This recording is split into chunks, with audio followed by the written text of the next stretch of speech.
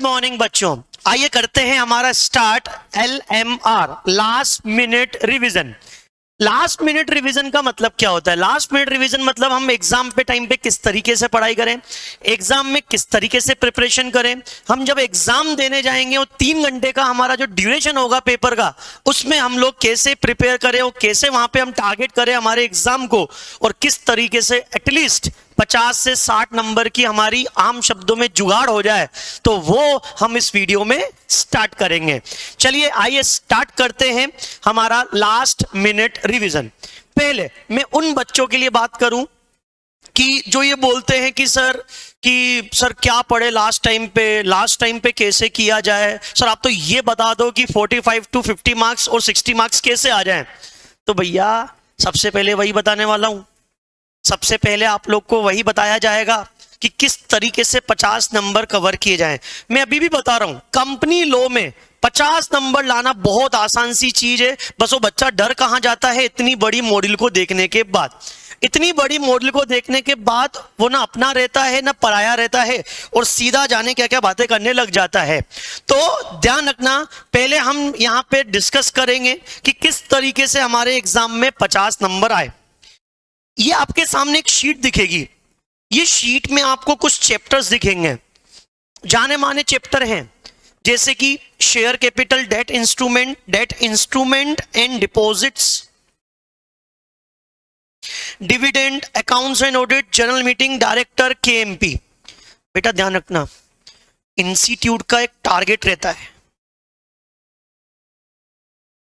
Institute का एक target रहता है कि वो पार्ट ए या पार्ट बी में से एक ऐसा चैप्टर छांटता है जिसमें से 15 नंबर के क्वेश्चन आते हैं, और डेफिनेटली एक चैप्टर ऐसा होता है। तो मैं गारंटी के साथ बोल रहा हूं, पार्ट ए में वो चैप्टर इनमें से एक होगा। और अगर 15 नंबर का नहीं आया, मतलब ये 7 में से 2 चैप्टर, ये पार्ट ए और पार्ट बी, 15-15 नंबर। जैसे एग्जाम्पल लेते हैं, ये 15 नंबर आ गया और ये 15 नंबर आ गया एग्जाम्पल। क्या बाकी में से कुछ नहीं आएगा? बाकी में से भी आएगा।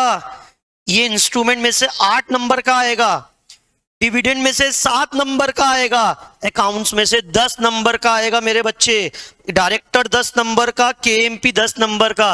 अगर आप देखोगे यहां पे तो कितने नंबर हो रहे हैं? 10, 20 और ये 15 कितने हो गए? 35, 10 45, 52, 60, 75 नंबर का तो जुगाड़ यही बन रहा है बेटा 7 चैप्टर में।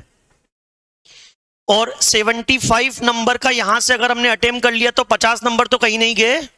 पेपर आता है 140 मार्क्स का, जिसमें से 100 नंबर का अटेम्प्ट करना पड़ता है। तो मैं 140 में से बता रहा हूं 75 मार्क्स तो यही सिक्योर हो गए हमारे, 50% तो यही सिक्योर होते। तो बेटा पढ़ाई हमेशा स्टेप बाय स्टेप।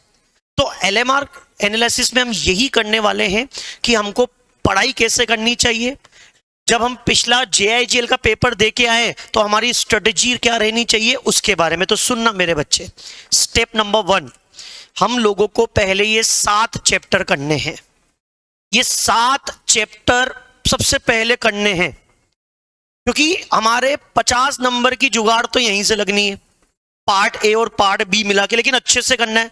सर इनके अंदर के टॉपिक्स वो भी बताऊंगा, लेकिन जब आप पढ़ने बैठो बेटा ये टॉपिक तो गलती से मत छोड़ना। इनके प्रैक्टिकल क्वेश्चन आएंगे, इनके प्रैक्टिकल समझते हो? बैलेंस शीट बन के आएगी, कैलकुलेटर चलाना पड़ेगा, कैलकुलेटर साथ में लेके जाना है। तो इन चैप्टर्स में प्रैक्टिकल, प्राइवेट प्लेसमेंट में मैक्सिमम कितने लोगों को हम दे सकते हैं? जल्दी से बोलो। प्राइवेट प्लेसमेंट में शेयर्स किसको देते? 200। तो 200 में QIB और एम्प्लॉइज को शामिल नहीं करते हैं। किस किस को शामिल नहीं करते मेरे बच्चे? QIB और एम्प्लॉइज को शामिल नहीं करते। तो इस तरह की कैलकुलेशन पूछेगा। स्वेट इक्विटी शेयर्स में मैक्सिमम स्वेट इक्विटी शेयर्स कितने रुपए के इश्यू कर सकते हैं? जल्दी से बताओ। 15% और 5 crore, whichever is higher. लेकिन मैक्सिमम कितना होना चाहिए? 25%। 25% किसका? Paid up equity share capital. और स्टार्टअप में यही लिमिट कितनी है मेरे बच्चे? 50%। तो आपको एग्जाम में paid up equity shares capital देगा, रिजर्व एंड सरप्लस भी देगा, जोड़ना मत।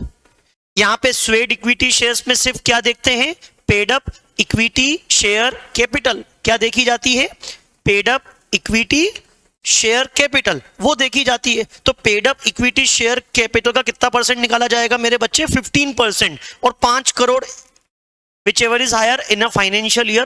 और ओवरऑल लिमिट कितनी है, 25, और स्टार्टअप होगी तो ओवरऑल लिमिट कितनी हो जाएगी मेरे बच्चे, 50। 25 की जगह कितना आ जाएगा, 50। तो ये तो हो गया।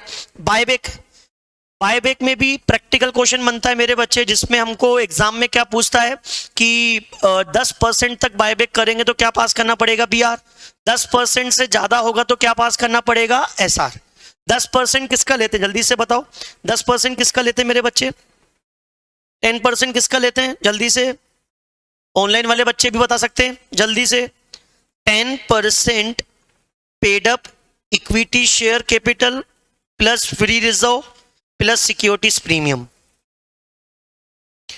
इतना अगर करना चाहते हैं तो क्या पास करना पड़ेगा, बीआर, बोर्ड रिजोल्यूशन। इससे ज्यादा करना है तो क्या पास करना पड़ेगा, एसआर।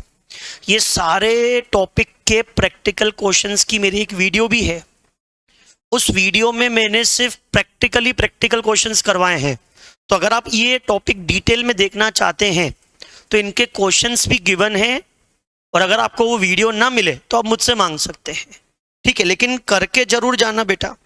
ऐसे ही डिपॉजिट की लिमिट है, एक कंपनी डिपॉजिट कितना ले सकती है, प्राइवेट कंपनी के केस में तो 2 लिमिट है, 100% और विदाउट एनी लिमिट। लेकिन पब्लिक कंपनी कितना डिपॉजिट ले सकती है, 35%, और एलिजिबल कंपनी कितना ले सकती है, 25% और 10%। तो उसका भी प्रैक्टिकल क्वेश्चन एग्जाम में बन सकता है। और एलिजिबल कंपनी कौन सी होती है, और नेटवर्थ वाली लिमिट। तो नेटवर्थ की कैलकुलेशन भी ऐप से एग्जाम में पूछ सकता है। और नेटवर्थ में क्या क्या आता है, paid up capital, free reserve, securities premium, revaluation reserve शामिल नहीं करते हैं, और लॉस वगैरह होगा तो इसको क्या कर देंगे, माइनस, ठीक है। डिविडेंड, डिविडेंड का प्रैक्टिकल में आज आपको करवाऊंगा, बिल्कुल करवाऊंगा, तो 100% आता है एग्जाम में। डिविडेंड का तो प्रैक्टिकल क्वेश्चन कंफर्म है। लोन इन्वेस्टमेंट, एक कंपनी किसी दूसरी कंपनी को लोन देती है, सेक्शन नंबर 186, याद करो वो 60% की लिमिट, 100% विचएवर इज हायर, उतना देंगे तो बीआर, उससे ज्यादा होगा तो एसआर। तो बेटा ये प्रैक्टिकल क्वेश्चन छोड़ के मत जाना। चैरिटेबल में कंट्रीब्यूशन देते हैं without any limit, political parties में कंट्रीब्यूशन, चैरिटेबल में 5% की लिमिट थी, बीआर, 5% से ज्यादा होगा तो ओआर। पॉलिटिकल पार्टी में कोई लिमिट ही नहीं है। कंपनी डायरेक्टर्स को लोन देती है, मैनेजरियल रेम्युनरेशन याद करो 5%, 10%, 1%, 3% नेट प्रॉफिट का, और नेट प्रॉफिट कैसे निकलता है, 198।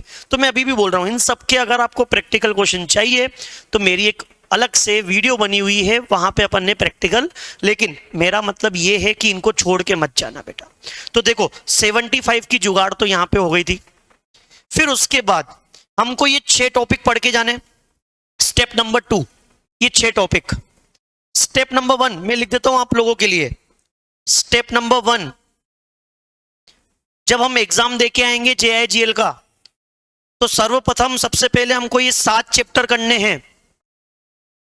ये 7 चैप्टर्स आप लोगों के सामने पूरे, और उन पूरे में ध्यान रखना कि प्रैक्टिकल कवर हो जाए, प्रैक्टिकल क्वेश्चंस। फिर उसके बाद स्टेप नंबर 2, स्टेप नंबर 2 हमको 6 टॉपिक की ड्राफ्टिंग देखनी है, 6 टॉपिक की ड्राफ्टिंग देखनी है। वादा करता हूं बेटा, ये 6 टॉपिक की ड्राफ्टिंग देख लोगे तो 20 नंबर कहीं नहीं गए। अब देखो नीचे का आपने पढ़ा 75 मार्क्स, 20 नंबर यहां से, तो 90 to 95 मार्क्स तो ऐसे ही हो गए 140 में से। तो क्यों नहीं पास होंगे हम? तो बेटा सबसे पहले अपने मन से डर हटाओ, इजीली सब पास है अगर स्मार्टनेस से चलोगे। स्मार्टनेस हमको हर सब्जेक्ट में यूज करनी है और इजीली पास हो जाते हैं। सिर्फ हमारा डर होता है जो हमको हरा सकता है, और कोई नहीं है। समझ में आया? तो स्टेप नंबर 2 हम लोगों को रेजोल्यूशन ड्राफ्ट करके देखने, रेजोल्यूशन ड्राफ्ट करके देखने, बोर्ड मीटिंग का नोटिस बना के देखना है, एक बार एजीएम का नोटिस देखना है, मिनट्स कैसे बनते हैं वो देखने हैं, प्रॉक्सी का फॉर्म कैसे बनेगा? प्रॉक्सी फॉर्म याद है ना, एनजीटी 11 में बनता है, तो उसका फॉर्मेट देखना है, और पोस्टल बैलेट का भी फॉर्मेट देखना है कैसे बनता है। इनमें से 4 टॉपिक एग्जाम में आ जाएंगे कंफर्म, 100%। 4 टॉपिक नहीं, कहीं नहीं गए आपके, तो बेटा ये होंगे। फिर उसके बाद जाके step number 3, remaining topic, remaining chapter start करेंगे हम लोग। क्या स्टार्ट करेंगे? रिमेनिंग चैप्टर स्टार्ट करेंगे। तो इस तरह से हम लोगों को एग्जाम में पढ़ाई करनी है। तो पढ़ाई इसी तरीके से, तो चलिए मैं आप लोगों के साथ डिस्कस करता हूं कि हम लोगों को किस तरीके से आईएमपी टॉपिक्स करने हैं। तो मैं आप लोगों के लिए पहले मैंने आप लोगों के 40 से 50 नंबर के जुगाड़ करवा दी। अब उसके बाद और नंबर चाहिए तो और भी चैप्टर्स देख लो। जैसे चैप्टर नंबर 1 में आपको ये टॉपिक देखने हैं कि कहीं आपसे एक टॉपिक तो छूटा नहीं। विश्वास करना, एक टॉपिक मत छोड़ के जाना। नहीं आता हो तो मुझे बताना, मैं करवा दूंगा, लेकिन छोड़ के मत जाना इनमें से कोई भी टॉपिक, एक भी नहीं। मैं मैराथन लेने नहीं बैठा, क्योंकि मैराथन अगर मैं अभी ले लूं तो तुमने 6 महीने से पढ़ाई करके क्या कर लिया? मैराथन नहीं ले रहा, मैं आपको पास होने की आश्वासन दे रहा हूं कि अगर हम मेरे अकॉर्डिंग चल गए तो डेफिनेटली पास हो। क्योंकि लास्ट टाइम पे भी अगर तुम वीडियो देख रहे हो तो 6 महीने तुम लोगों ने क्या कर लिया? अभी तो तुम्हारा खुद का पढ़ने का टाइम है, तुम्हें खुद को प्रूव करना है कि हम कौन है। और इनमें से कोई टॉपिक नहीं आया तो आप मुझे बताइए, मैं बिल्कुल आप लोग के साथ हूं, ऑफलाइन ऑनलाइन सब तरीके से साथ हूं आपके। ये टॉपिक ऐसे करके मैंने सारे चैप्टर्स के आपको टॉपिक दे रखे हैं, बस ध्यान देना इनमें से कोई टॉपिक छूटना नहीं चाहिए। जैसे स्टेट ट्रेडिंग कॉर्पोरेशन लिमिटेड का केस याद करना है, केस लॉस के भी नाम है। इसमें बताया गया है कि सिटीजन कौन होगा। क्या एक कंपनी को सिटीजन बोलते हैं? जल्दी जवाब दीजिए। क्या एक कंपनी इंडियन सिटीजन है? नहीं।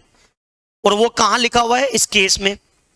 लिमिटेड लायबिलिटी के एक्सेप्शन, कि एक कंपनी कब लिमिटेड लायबिलिटी के एक्सेप्शन, मतलब मेंबर्स की लायबिलिटी क्या हो जाएगी? अनलिमिटेड। मेंबर्स की लायबिलिटी क्या हो जाएगी मेरे बच्चे? अनलिमिटेड हो जाएगी। कब कब होगी? Section number 3A। 3A क्या था? कंपनी पब्लिक कंपनी है, मिनिमम 7 मेंबर, प्राइवेट कंपनी है, मिनिमम 2 मेंबर। कभी भी इससे कम हो जाए तो कितने महीने में इंक्रीज करने पड़ते हैं? 6 मंथ में। और 6 महीने में इंक्रीज कर दिए तो अच्छी बात, नहीं तो मेंबर्स की लायबिलिटी क्या हो जाएगी? अनलिमिटेड। क्या हो जाएगी मेरे बच्चे? ठीक है। सेक्शन नंबर 192, सेक्शन नंबर 192 ये भी चैप्टर नंबर 2 में है। डेफिनेटली बच्चे से छूटता है ये सेक्शन, डेफिनेटली छूटता है। इसमें क्या लिखा हुआ है? कंपनी अपने डायरेक्टर के साथ ट्रांजैक्शन करती है प्रॉपर्टी का। तो भैया वो प्रॉपर्टी का ट्रांजैक्शन करना है तो पहले किससे पूछना पड़ेगा? शेयर होल्डर, मिनट्स मेंटेन करने पड़ेंगे, तो वो कंडीशन दे रखी है। गवर्नमेंट कंपनी क्या होती है सबको पता है। 51% किसने ले रखा हो? सेंट्रल गवर्नमेंट या स्टेट गवर्नमेंट, या दोनों सरकारों ने। एक सेक्शन नंबर 394 उसी में ही है कि गवर्नमेंट कंपनी के एनुअल अकाउंट्स कहां पे रखे जाते हैं? कहां रखे जाते हैं? पार्लियामेंट में। कितने महीने में? 3 महीने में। ऐसा कहां लिखा हुआ है? 394। और disadvantage of public company. Sir ऐसा क्वेश्चन आ सकता है, डिसएडवांटेज ऑफ पब्लिक कंपनी? हाँ भाई हाँ, आ सकता है। नेक्स्ट, ऐसे ही चैप्टर नंबर 3 में, चैप्टर नंबर 3 में भी आपके लिए टॉपिक है। जैसे पहला, what happen after reservation of name. Company का नाम रिजर्व हो गया, याद करो कंपनी का नाम रिजर्व होता है तो 20 दिन में नेम को यूज करना पड़ता है, और एग्जिस्टिंग कंपनी होगी तो 60 डेज में। लेकिन बाद में हमको पता चलता है कि नाम तुमने जो अप्लाई किया था रॉन्ग इंफॉर्मेशन फाइल की थी। कौन सी इंफॉर्मेशन फाइल की थी आपने? गलत इंफॉर्मेशन फाइल करके आपने नेम के लिए अप्लाई किया था। जो आपने नेम के लिए अप्लाई किया है वो नेम के लिए अप्लाई आपने गलत इंफॉर्मेशन के साथ किया है मेरे बच्चे। तो भैया 1 लाख रुपए की पेनल्टी लगती है बेटा, पेनल्टी पूछ सकता है। फिर उसके बाद आपको नाम चेंज करना पड़ेगा कितने महीने में? 3 महीने में। तो ऐसी ऐसी चीजें हैं, ये चीजें ऐसी हैं जो एग्जामिनर देता है। LODR का रेगुलेशन नंबर 45 पढ़ना है कि नाम चेंज करोगे। कौन सी कंपनी? LODR किसके ऊपर लगता है? लिस्टेड एंटिटीज के ऊपर। किसके ऊपर लगता है? तो लिस्टेड एंटिटी अगर नाम चेंज करेगी तो रेगुलेशन नंबर 45 क्या करना पड़ेगा, फॉलो। इसी तरह से ये सारे टॉपिक दे रखे हैं। तो ये मैंने आप लोगों को टॉपिक दे रखे हैं, इन लोगों को, इन टॉपिक्स को एक बार आप देख लीजिएगा। कोई अगर आपको समझ में नहीं आए तो आप मुझे बता दीजिएगा। तो ये IMP topic each and every topic के हैं, सारे टॉपिक के हैं, ये सारे टॉपिक के मैंने दे रखे हैं। इंस्पेक्शन हटी गया तो इसमें कोई आईएमपी टॉपिक ही नहीं है, समझ में आया। ये जनरल मीटिंग, ये आपका board composition, meetings of board, CSR के भी आईएमपी टॉपिक और एनुअल रिपोर्ट के भी आईएमपी टॉपिक। तो इस तरह से आईएमपी टॉपिक आप लोग कवर करके जाएं। तो मैंने आप लोग को क्या बताया, स्ट्रेटेजी बताई कि अब जब जेआईजीएल का पेपर दे के आएंगे तो उसके बाद आप लोगों को पहले वो 7 चैप्टर करने हैं, फिर आपको ड्राफ्टिंग देखनी है, फिर उसके बाद रिमेनिंग चैप्टर्स के आईएमपी टॉपिक्स देखने हैं।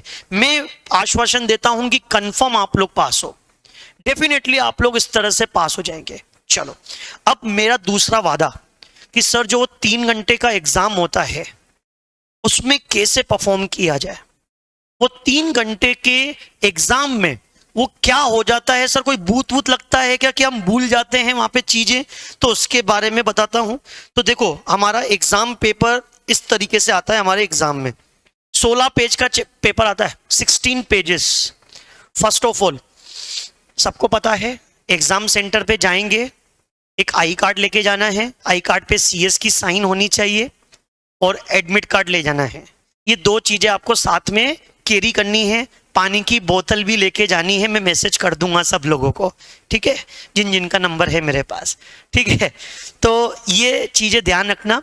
उसके बाद पानी की बोतल होगी तो क्या सांत्वना रहती है, और कैलकुलेटर साथ में लेके जाना बेटा, कैलकुलेटर भी लेके जाना कंपनी लॉ में, ठीक है। फिर उसके बाद हम लोगों को पेपर कैसे अटेम्प्ट करना है, जो हमारा पार्ट सबसे अच्छा है पहले वो अटेम्प्ट करेंगे। मेरे ख्याल से सारे बच्चों का पार्ट बी अच्छा होता है, तो सबसे पहले तो आपको पार्ट बी सोल्व करना है। वहां पे पार्ट बी में जो भी आपको क्वेश्चन अच्छे से आता है पहले वो लिखना। स्टार्टिंग के 10 पेज वहां पे मतलब सोच के ठान के जाना, 10 पेज स्टार्टिंग के ऐसे होने चाहिए कि फुल मार्क्स। 5 नंबर का क्वेश्चन तो 5 नंबर आने चाहिए डेफिनेटली। वो मेरे आईएमपी टॉपिक से ही होगा, मैं गारंटी दे रहा हूं, आईएमपी टॉपिक से ही होगा। 5 में से 5 आने चाहिए, ऐसा लिख के आना है, चाहे वो किसी भी नंबर का हो, और एक पेज पे एक आंसर। अगला आंसर नए पेज पे लिखा जाता है और आंसर नंबर टॉप पे सेंटर में लिखा जाता है। मार्जिन के यहां पे निकले आंसर नंबर 1, आंसर ऐसे नहीं, टॉप पे लिखा जाता है। तो इन बातों को थोड़ा सा ध्यान रखना। पार्ट भी पहले सोल्व करना है। अब जैसे मैं आपके सामने यहां पे ओपन कर रहा हूं 100 नंबर का पेपर कंप्लीट हो, ये पिछले अटेम्प्ट का ही क्वेश्चन है। ये देखो 2025 1 मतलब जून में आया था। क्वेश्चन कैसे आता है मेरे बच्चे, क्वेश्चन पेपर पार्ट 1 आता है। पार्ट 1 कितने नंबर का होता है, 60, लेकिन आपके एग्जाम में 80 मार्क्स का आएगा। इसमें 80 में से 60 नंबर का अटेम्प्ट करना है। 80 में से आपको 60 नंबर का यहां पे अटेम्प्ट करना पड़ेगा मेरे बच्चे। 80 में से 60 नंबर का अटेम्प्ट करना पड़ेगा आपको यहां पे, ठीक है। ऑप्शन आता है यहां पे, ऑप्शन अवेलेबल रहता है कि किस तरीके से करना है, ऑप्शन वगैरह सब यहां पे अवेलेबल होते हैं मेरे बच्चे। अब जैसे ये केस स्टडी है, ये आपको पूरा पैराग्राफ देगा। एक पल के लिए पैराग्राफ पढ़ना मत, नहीं तो टाइम निकल जाएगा, डीमोटिवेट हो जाओगे। पैराग्राफ पढ़ना मत अभी, सीधा यहां पे क्वेश्चंस आएंगे। देखो यहां पे 5 क्वेश्चन है, 3 5 जा 15, 15 नंबर का पहला क्वेश्चन, सीधा 15 नंबर का पहला क्वेश्चन। तो किस तरीके से अटेम्प्ट करें, हमारा फोकस क्या होना चाहिए, पेपर का फोकस क्या होना चाहिए हमको, कि हमारा फोकस क्या रहे, पेपर कैसे करें हम लोग। तो देखना मेरे बच्चे, पेपर कैसे रहे, सीधा हम लोगों को क्वेश्चन पे आना है, फिर उससे रिलेवेंट हम पीछे पढ़ लेंगे।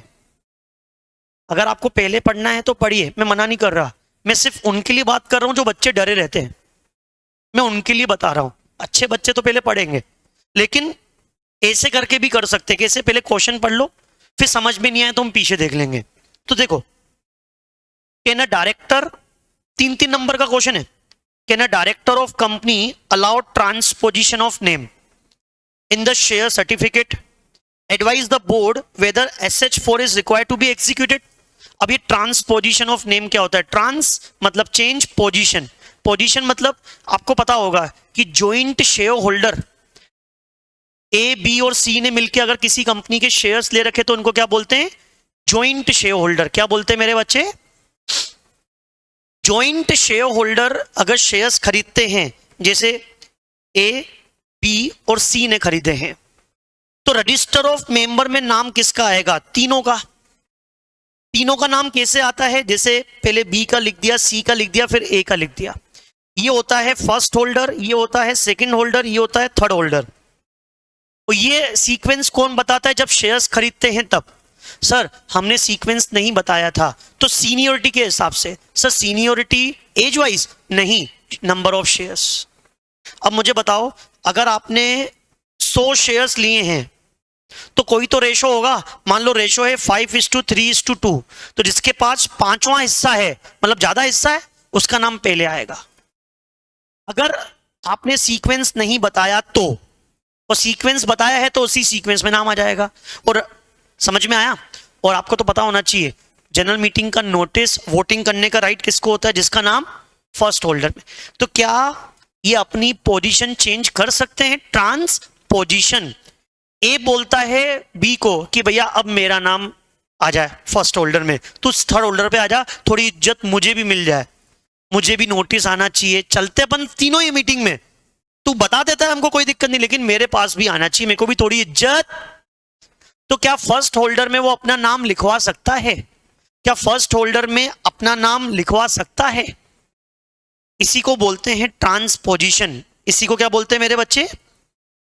तो सुनना, ट्रांसपोजिशन किस तरीके से होगा? ये तीनों मिलके कंपनी को रिक्वेस्ट करेंगे, एक एप्लीकेशन बनाएंगे, कंपनी को रिक्वेस्ट करेंगे कि कंपनी फर्स्ट होल्डर में बी का नाम है, अब ए का नाम लिख दो और बी का नाम किस में लिख दो? तीसरे नंबर पे लिख दो।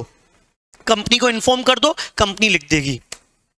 क्या उसमें SH4 फिल करना पड़ेगा? क्या नहीं। SH4 कब फिल करते हैं? जब हम शेयर्स को बेचते हैं, जब हम शेयर्स को क्या करते हैं? ट्रांसफर। तो क्या यहां बेच रहे हैं क्या? तो यहां पे SH4 फिल करने की जरूरत ना, SH4 फिल करना है ना, SH4 पे स्टैम्प ड्यूटी का पेमेंट करना है, दोनों देने की जरूरत। ट्रांसपोजिशन नॉर्मली हो जाता है। डन।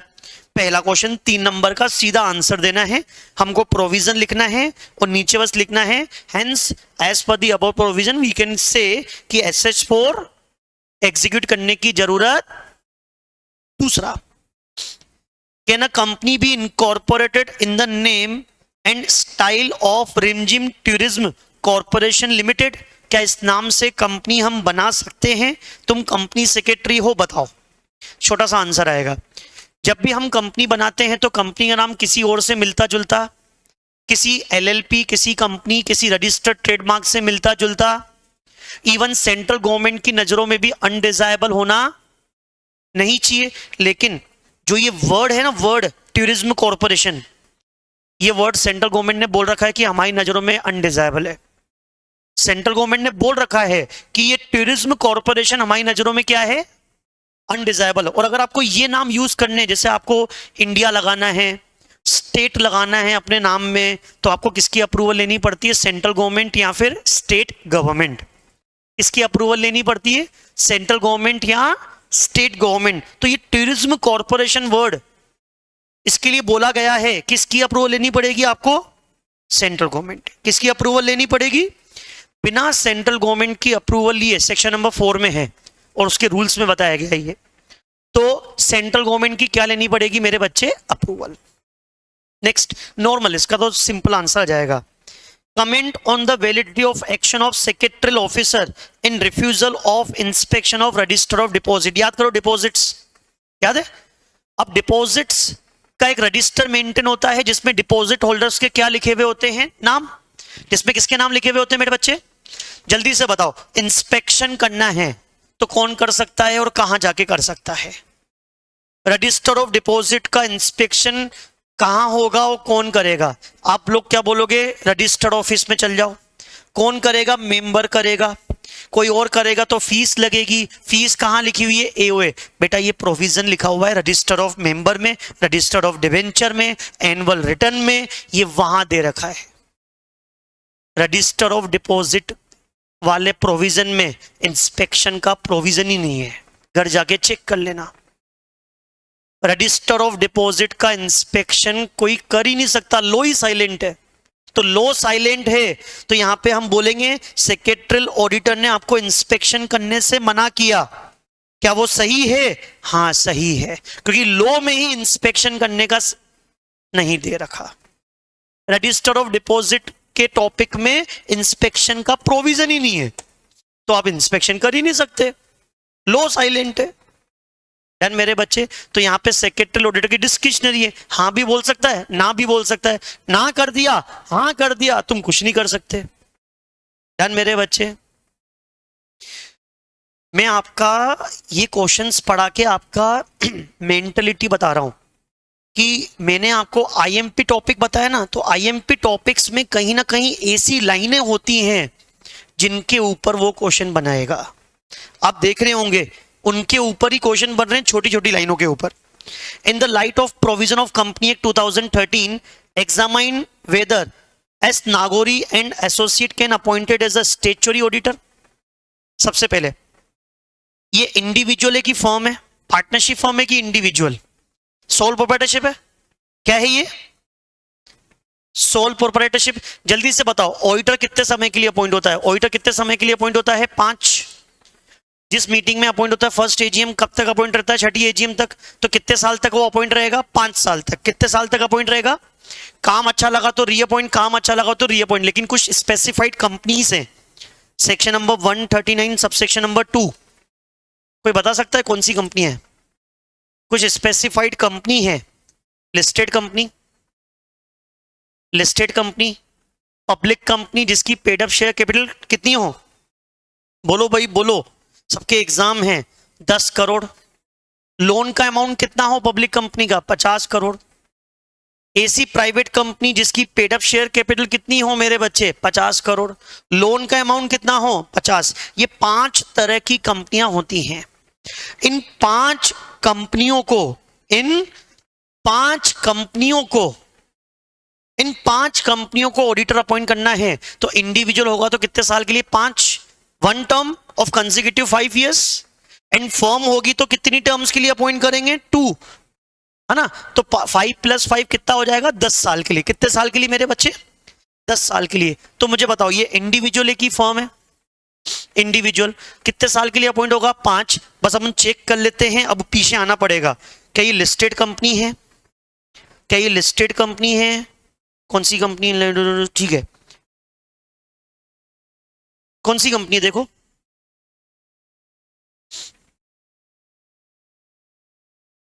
जल्दी से बताओ कंपनी कौन सी है? पब्लिक है कि प्राइवेट है कि लिस्टेड है? देख के बताओ।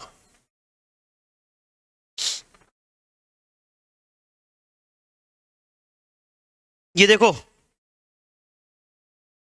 लोन का अमाउंट कितना है, और अभी भी मैंने बोला लोन का अमाउंट 50 करोड़ से ज्यादा हो तो सेक्शन नंबर कौन सा लगेगा?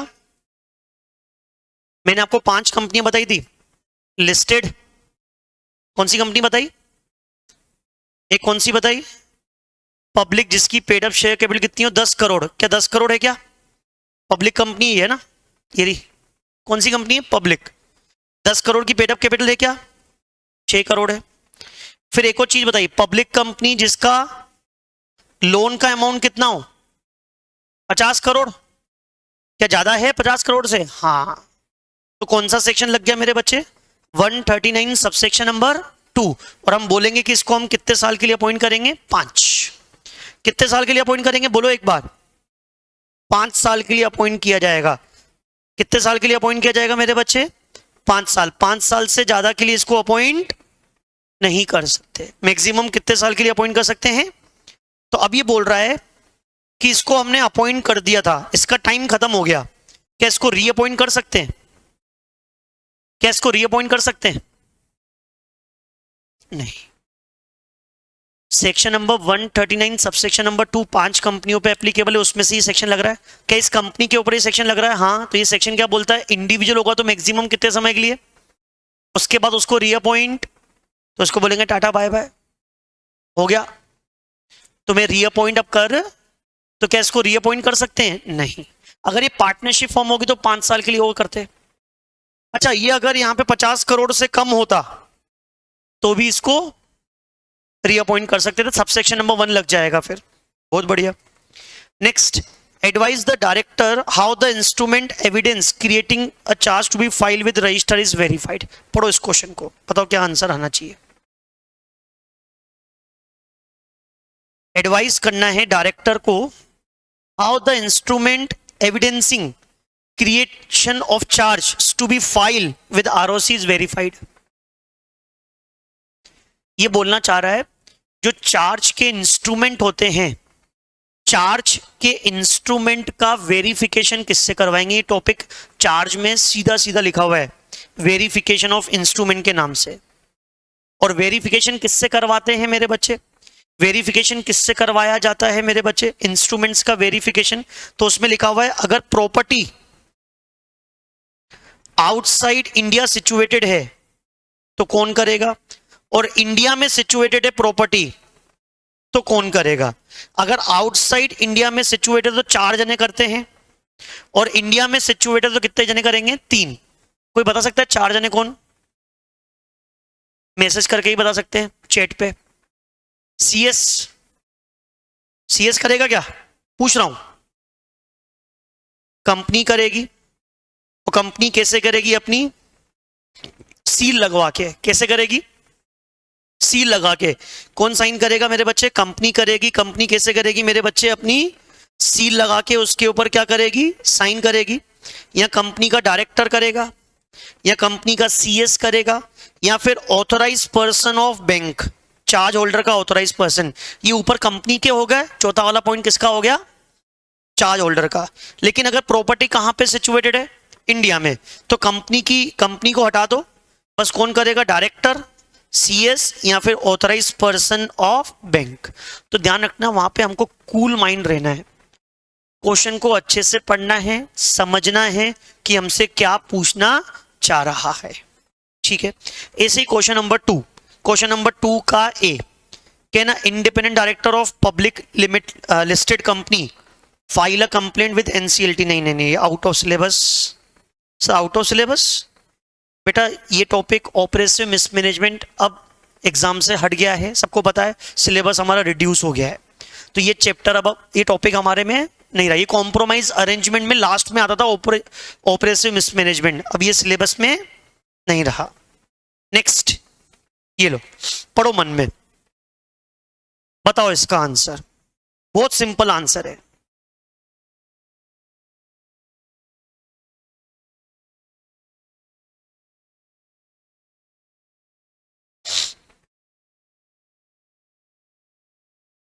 देखो, फोकस करना प्राइवेट कंपनी पे, paid up capital, turnover, loan, ठीक है। कंपनी में कंपनी सेक्रेटरी नहीं है, ठीक है। जो है ऑफिसर है, जो अकाउंट देखता है, और कंपनी को AOC 4 यानी कि बैलेंस शीट फाइल करनी है। और किसके पास सबमिट कर दिया, कॉस्ट अकाउंटेंट के पास, जो practising cost for certification in place of company secretary. वैसे मैं आपको बता दूं, AOC 4 ROC के पास फाइल करना पड़ता है, सेक्शन नंबर 137। कितने समय में फाइल करना पड़ता है, 30 डेज, जब से कंपनी की एजीएम हुई। और इसमें balance sheet, P&L, cash flow statement, board report, ये सब सबमिट कर देते हैं। और इस पे हम सर्टिफाइड करवाते हैं किसी प्रोफेशनल से। क्या करवाते हैं, किसी CAS से, हमारे CS कंपनी सेक्रेटरी से क्या करवाते हैं, सर्टिफाइड, कि हाँ ये फॉर्म सही से भरा हुआ है, इसमें कोई दिक्कत नहीं है।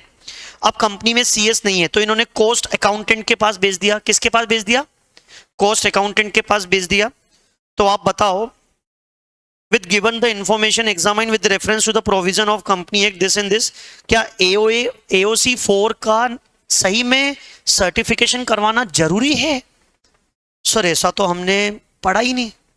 घर जाना, घर में बुक ओपन करना, कॉम्प्रोमाइज अरेंजमेंट वाले चैप्टर के सबसे लास्ट पन्ने पे चल जाना, वहां मिल जाएगा।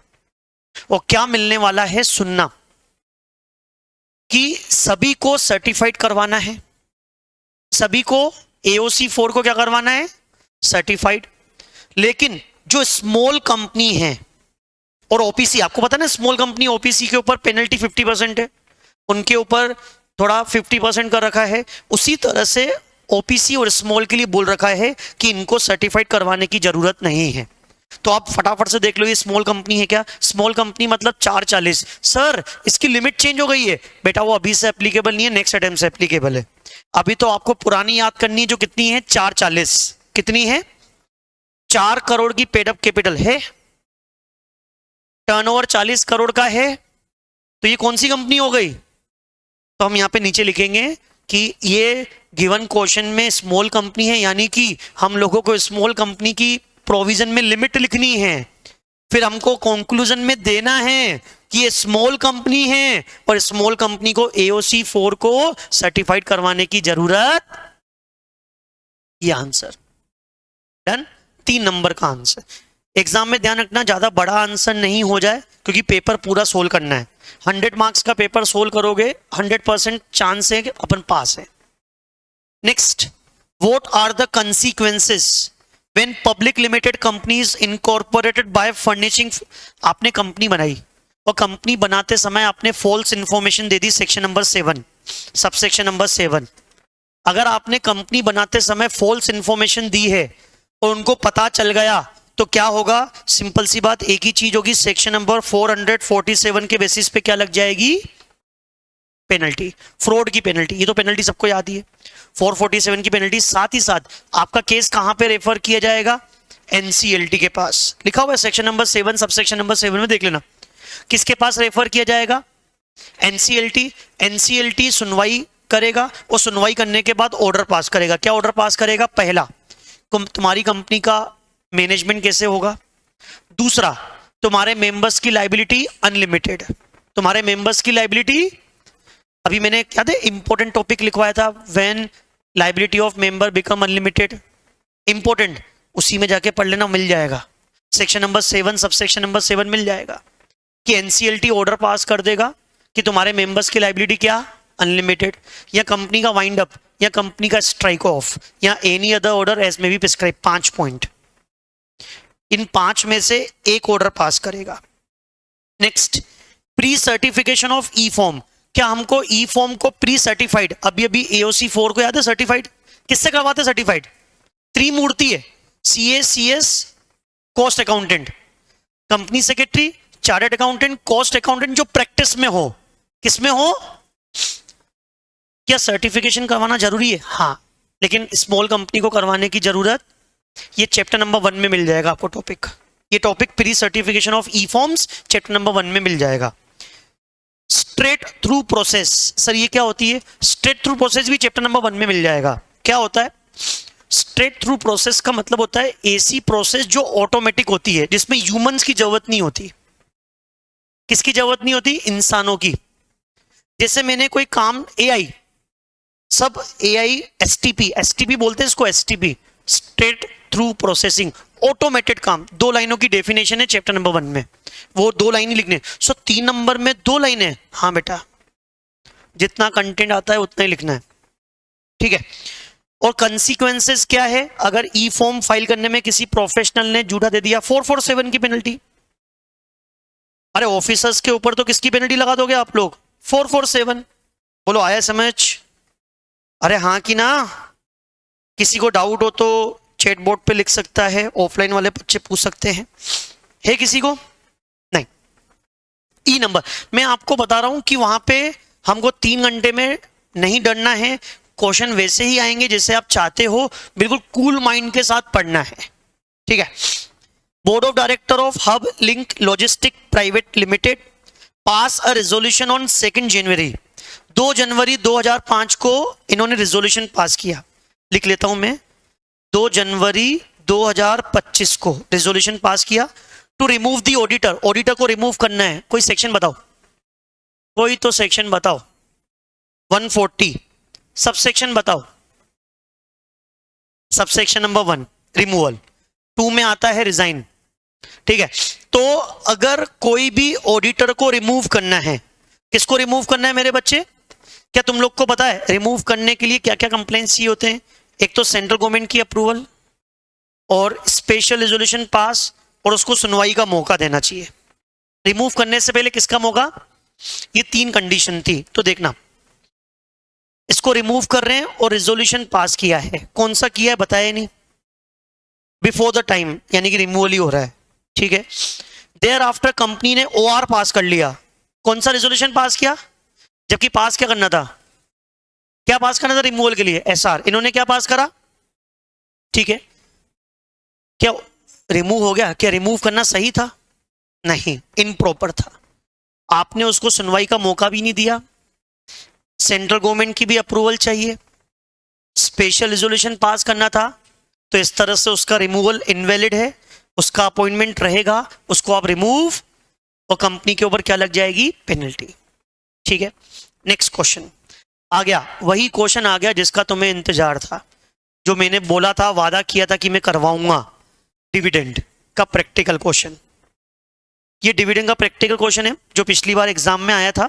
और क्या क्वेश्चन है कि कंपनी में प्रॉफिट अवेलेबल नहीं है। सर आपको कैसे पता ये रहा, कंपनी में लॉस है, लॉस है तो प्रॉफिट अवेलेबल, तो प्रॉफिट अवेलेबल नहीं होता तो अगर डिविडेंड देना चाहते हैं, क्या देना चाहते हैं, तो कैसे देते हैं, उसकी कुछ कंडीशन है। क्या कंडीशन है, पहली condition, maximum rate of dividend क्या होगी, लास्ट 3 इयर्स का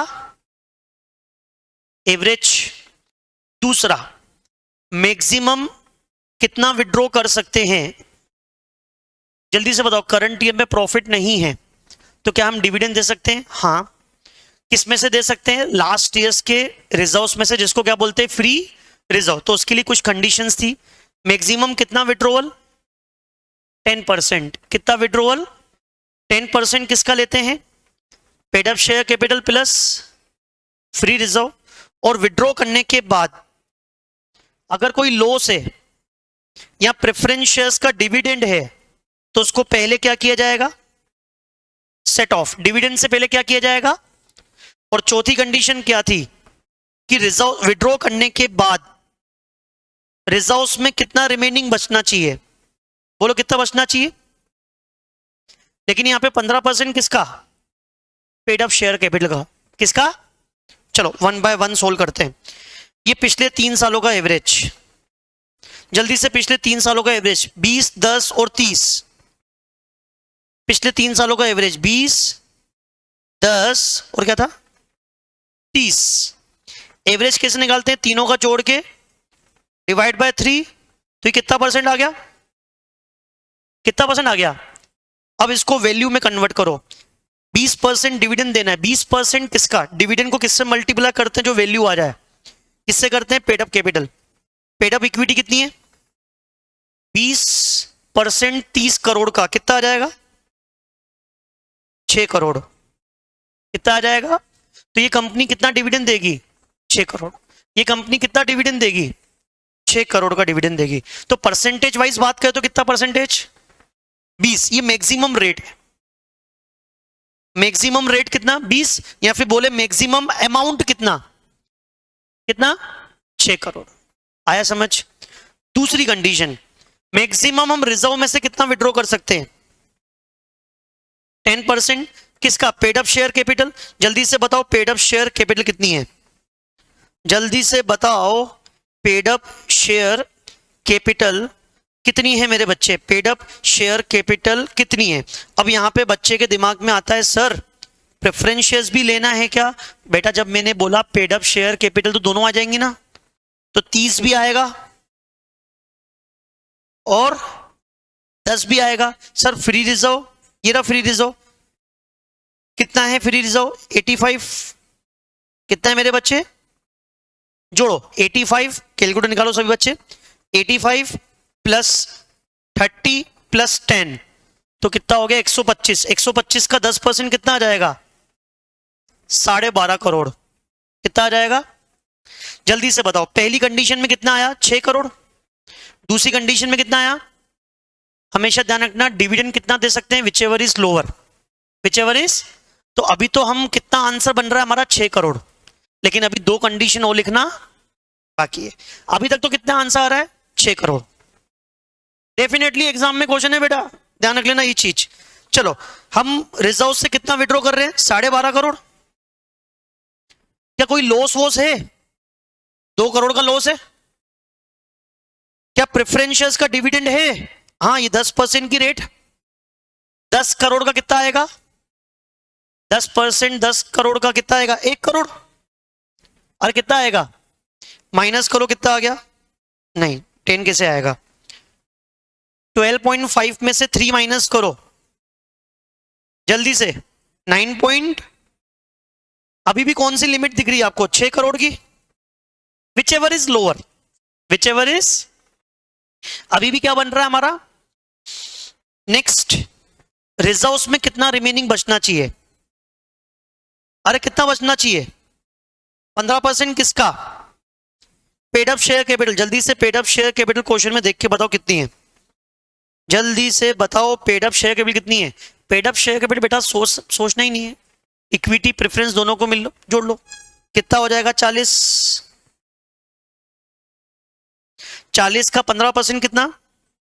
अब सुनना मेरे बच्चे, सुनना सुनना सुनना सुनना सुनना। रिजर्व्स में रिमेनिंग कितना बचना चाहिए? 6 करोड़। रिजर्व्स में रिमेनिंग कितना बचना चाहिए? 6 करोड़। लेकिन डिविडेंड के लिए यूज कितना कर सकते हैं? मैक्सिमम डिविडेंड कितना दे सकते हैं? 4th वाले पॉइंट के बेसिस पे मुझे बताओ। रिजर्व्स में है कितना? 85। अरे कितना है? जिसमें से 6 हमको बचा के रखना है। कितना बचा के रखना है? अरे सोचो ना, रिमेनिंग इन रिजर्व, रिजर्व में इतना हमको बचा के रखना, तो कितना बचा के रखना है? 6। तो डिविडेंड कितना दे सकते हैं मैक्सिमम? अब बताओ, चारों में से विच एवर इज लोअर।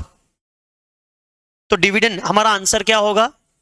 तो ये कंपनी मैक्सिमम कितना डिविडेंड दे सकती है? जल्दी से बोलो।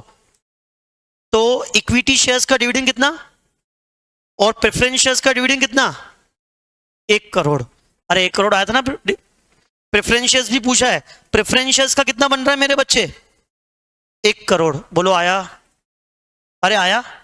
तो ऐसे खतरनाक खतरनाक मस्त क्वेश्चन आते हैं एग्जाम में। इस तरीके से हम लोगों को क्वेश्चन। चलो अगला क्वेश्चन पढ़ो। कॉमन सेंस का कोई प्रोविजन ही नहीं है, कोई प्रोविजन नहीं है। पढ़ो मन में, कोई प्रोविजन नहीं है। फिर भी इसने बोला है कंपनी लोग का प्रोविजन बताओ, बता देंगे। पढ़ो क्वेश्चन, पढ़ो सभी बच्चे पढ़ो। आएगा आएगा आंसर आएगा। कॉमन सेंस से, प्योर कॉमन सेंस से। देखो, विजय पूर्णिमा हस्बैंड वाइफ।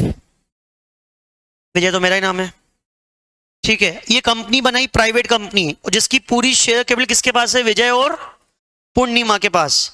विजय पूर्णिमा दोनों डायरेक्टर भी हैं, आर ऑल्सो ओनली डायरेक्टर। यही 2 डायरेक्टर हैं। बोर्ड ऑफ डायरेक्टर ने तुम्हें अपॉइंट किया है as a CFO and company secretary. किसके रूप में अपॉइंट किया है? CFO and.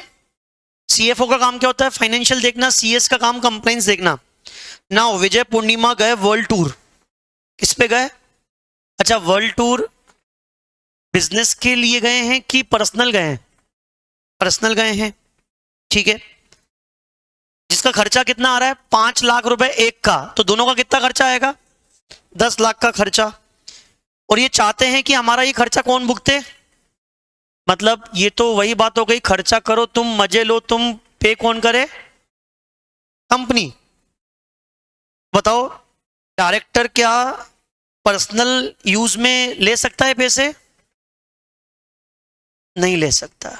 Separate legal entity, Solomon case, picture खत्म। सही है ना? कंपनी अलग, कंपनी के मेंबर। तुम मेंबर हो, डायरेक्टर हो, वोटेवर, तुम्हारा खर्चा तुम खुद भुगतो। हम क्यों भुगतेंगे तुम्हारा खर्चा? सेपरेट लीगल एंटिटी, खतरनाक।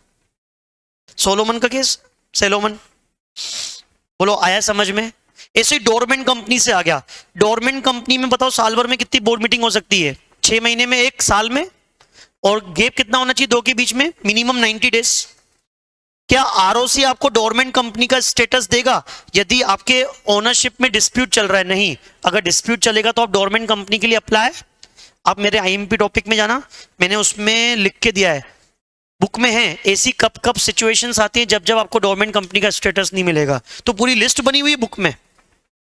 उनमें से ये भी आएगा डिस्प्यूट।